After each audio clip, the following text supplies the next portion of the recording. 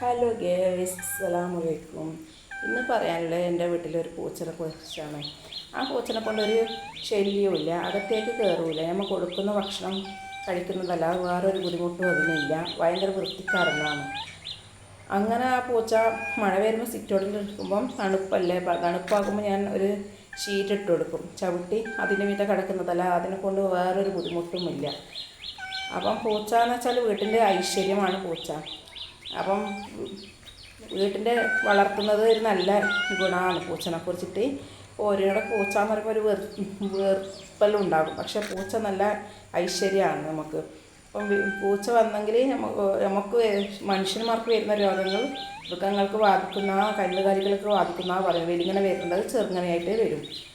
അപ്പം ഈ പൂച്ച ഇപ്പം ഗർഭിണിയാണ്, അതുകൊണ്ട് അതിനൊന്നും പറ്റുന്നില്ല, നടക്കാനൊന്നും ആവുന്നില്ല അതിന്.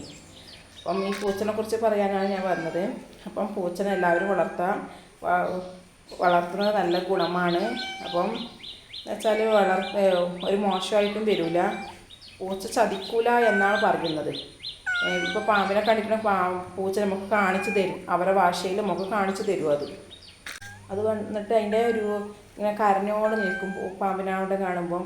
അതെല്ലാം മനുഷ്യന്മാർ ചവിട്ടാന്നുള്ളത് പൂച്ച നമുക്ക് കാണിച്ചു തരും. അങ്ങനെ എന്ത് ഭക്ഷണമാവട്ടെ പൂച്ചക്ക് കൊടുക്കുമ്പോൾ ഭൂമിക്ക് നെട്ടിയിട്ട് കൊടുക്കുന്നത് നല്ലതായിരിക്കും. അപ്പം വീഡിയോ ഇത്രയേ ഉള്ളൂ. വീഡിയോ ഇഷ്ടപ്പെട്ടാൽ ലൈക്ക് ചെയ്യുക, ഷെയർ ചെയ്യുക. അപ്പം വീഡിയോ ഇഷ്ടപ്പെട്ടാൽ ലൈക്ക് ചെയ്യുക, ഷെയർ ചെയ്യുക, സബ്സ്ക്രൈബ് ചെയ്യുക.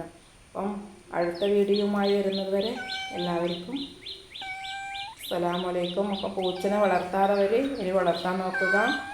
പൂച്ചനെ മാത്രമല്ല, എല്ലാ ആടിനെ, പശുവിനെ, കോഴീനെ എല്ലാം വളർത്തുന്നത് നല്ലതായിരിക്കും. അപ്പം